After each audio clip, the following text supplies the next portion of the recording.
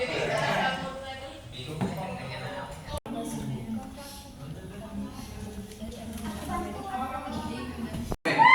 IG seinformasi anu misalkan konflik artis lah, apalah atau politik lah, remaja emang gak ada hak buat, emang ada hak buat berkomentar, tapi gak ada hak buat bermain media sosial gitu.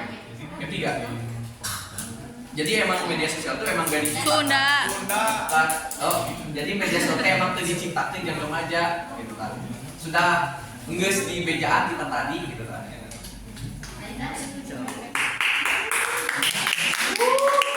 Misalkan kayak kita remaja nggak sekolah tuh.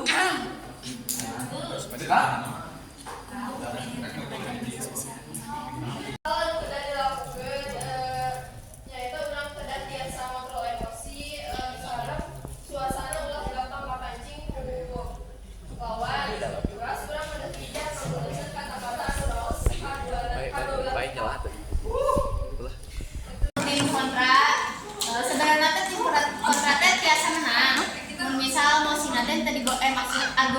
argumentasi nanti tadi bolak-balik deui gitu.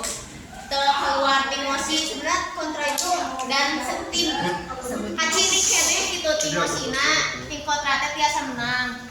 Tapi nya eta permasalahanna argumenna dibolak-balik deui. Jadi keluar wae emosi. Terus untuk tim pro selamat atas menangnya perdebatan Mario. Mohon untuk kalau misal beres perdebatan ieu teh tong gelut